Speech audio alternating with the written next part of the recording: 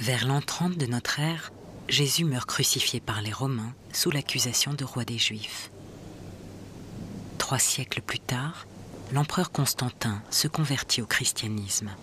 Le christianisme qui deviendra rapidement la religion officielle de l'Empire romain. Aujourd'hui, le Vatican est devenu le siège de l'Église catholique, apostolique et romaine. Rome a supplanté Jérusalem. Peut-on considérer que Jésus est à l'origine du christianisme? Peut-on dire qu'il a fondé l'Église? Je crois qu'il faut être extrêmement clair. Jésus n'a pas fondé l'Église. Jésus n'a pas mis en place un dispositif qui institutionnellement serait la base de ce qu'est devenu l'Église. Jésus a vécu à l'intérieur d'Israël. Il a pensé sa théologie, c'est-à-dire son image de Dieu à l'intérieur d'Israël et pour Israël. Jésus n'est pas le fondateur d'un schisme. Mais dans ce judaïsme palestinien extraordinairement diversifié d'avant 70, Jésus est représentatif, à la manière de Jean le Baptiste, d'une forme particulière de croyance. Oui, mais totalement à l'intérieur du judaïsme, nous sommes d'accord. Mais c'est une forme particulière de croyance. Jésus est un fils d'Israël, il est juif. Ce qu'il propose, c'est pas même une nouvelle interprétation du judaïsme. Il propose de relire la tradition d'Israël et une image de Dieu de pardon. Et en même temps, avec quelques signes d'ouverture, bien que cela sera très développé une fois après la résurrection, quelques signes d'ouverture en direction des païens, figurés de son temps par les publicains et les pécheurs. Alors, à mon sens, se demander si Jésus a fondé une église, c'est dépourvu de sens, c'est faire un anachronisme. Jésus n'a pas voulu fonder une église, il a voulu le renouveau d'Israël. Il n'y a pas de christianisme du mouvement du vivant de Jésus, c'est clair. Jésus a pour but de rassembler l'Israël renouvelé et eschatologique, mais je parlerai plutôt de l'Israël renouvelé et eschatologique que du véritable Israël en l'occurrence. C'est un Israël inclusif, je l'ai dit, et qui est prêt à accueillir tous ceux que réprouvaient beaucoup des autres partis. Ça n'est que plus tard qu'une conscience chrétienne va naître. Elle va naître relativement rapidement quand même, dans la mesure où à la fin du 1er siècle, on peut dire, me semble-t-il, qu'il y a le mouvement chrétien est amené à se positionner de manière autonome. Le terme christianisme est totalement anachronique. Cela n'existait pas au 1er siècle. On trouvait simplement différents groupes de fidèles de Jésus. Ce n'est que bien plus tard, vers le IVe siècle, qu'émerge la religion distincte et institutionnalisée que nous appelons le christianisme. Il faut donc être très clair sur ce point.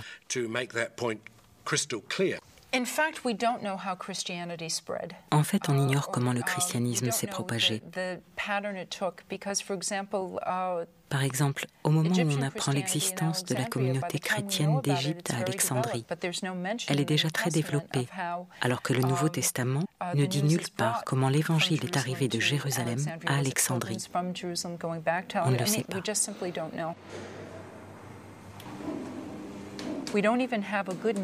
On n'a même pas une bonne carte pour illustrer le développement du mouvement à l'intérieur de ce petit territoire qu'est la Judée jusque dans le bassin méditerranéen. Ce qu'on peut dire, c'est que là où se trouvaient des synagogues, il y avait aussi des communautés chrétiennes, éventuellement des communautés chrétiennes non juives. Mais c'est extrêmement difficile à reconstruire à partir des récits du Nouveau Testament. Alors je crois que Tout simplement, c'est une absence de documentation précise. Comme historien, c'est tout ce que je peux dire. C'est une absence de documentation précise sur les mois et les années, mois après mois et année après année, qui ont suivi la mort de Jésus. Nous avons des points à peu près fixes qui nous sont donnés par cette documentation du Nouveau Testament. Nous n'en avons pas en dehors du Nouveau Testament. Donc, avec ce que nous avons, nous ne pouvons affirmer que certains moments où nous savons que le christianisme, par exemple, est sorti de Jérusalem, que une communauté s'est formée à Antioche, qui a une importance décisive pour la suite du développement du christianisme, enfin de la foi chrétienne. Je n'ose même pas parler du christianisme. À ce moment-là, on a affaire à des juifs qui adoptent la foi au Messie, c'est-à-dire ce qu'on peut appeler des juifs chrétiens. On n'est pas encore à l'époque où on pourra parler d'un christianisme autonome. Il faudra attendre des dizaines et des dizaines d'années, à mon avis, avant de pouvoir en parler. Il y a un anachronisme certain. En fait, tout dépend du sens que l'on donne à l'expression chrétien. Là, je mentionne les chrétiens. J'utilise ce mot, c'est pas probablement par simplification, pour ne pas parler des disciples de Jésus ou utiliser d'autres expressions.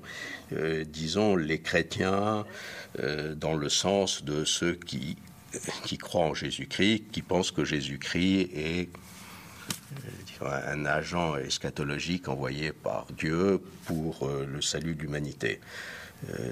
Donc pas les membres d'une religion spécifique qui s'appellerait le christianisme. D'abord, au départ, il n'y a pas de chrétiens. Au départ, il y a des juifs, et des juifs qui professent Jésus est le Christ. Jésus est mort et il est ressuscité. Il est le Sauveur. Mais toutes ces catégories-là, il est le Messie, il est le Christ, il est le Messie, tout ça, toutes ces catégories-là ne sont que des catégories juives. C'est complètement étranger c'est étranger et incompréhensible pour des païens. Ça n'existe pas, ces catégories-là. Christ, pour nous, c'est imprégné de 20 siècles de réflexion dogmatique.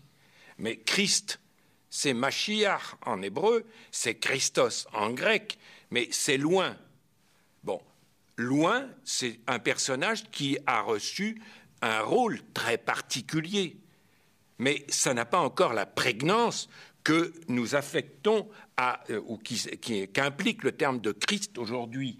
Et c'est ça qui nous est difficile aujourd'hui à nous, c'est de nous replonger dans une mentalité de ceux qui ont, en quelque sorte, inventé l'invention du christianisme. L'expression n'est pas forcément heureuse, mais au sens étymologique, c'est ceux qui ont découvert, invenire. L'invention du christianisme, c'est d'abord de voir en Jésus le Christ ressuscité. Cette première confession de foi va donner naissance à l'Église. Mais à l'origine, qu'est-ce que l'Église ? Est-ce qu'il y a l'Église ou est-ce qu'il y a d'abord, je dirais, un ensemble de communautés qui sont unies par la même foi, mais qui ne forment pas encore ce qu'on appelle l'Église avec un grand A, c'est-à-dire une organisation structurée où des communautés qui ont des rapports entre elles auraient en même temps des institutions centralisées. Disons non, l'Église c'est quand même ça. L'Église c'est pas simplement une poussière de communautés, c'est quand même des gens qui disent la même chose, qui lisent la même chose, qui acceptent une même discipline. On n'en est pas encore là. Au premier siècle, il n'y a pas de christianisme tel qu'on l'entend aujourd'hui, ni d'église.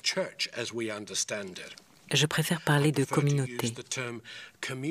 J'utilise souvent l'expression « église à domicile ». Je veux souligner qu'il ne s'agit pas d'une église en tant qu'institution, mais de petits groupes de fidèles de Jésus qui se retrouvent dans une maison, ici ou là, en petit nombre, peut-être 30, 40 ou plus, en petits groupes, ce qui est bien sûr très différent de notre conception du christianisme en tant que religion mondiale.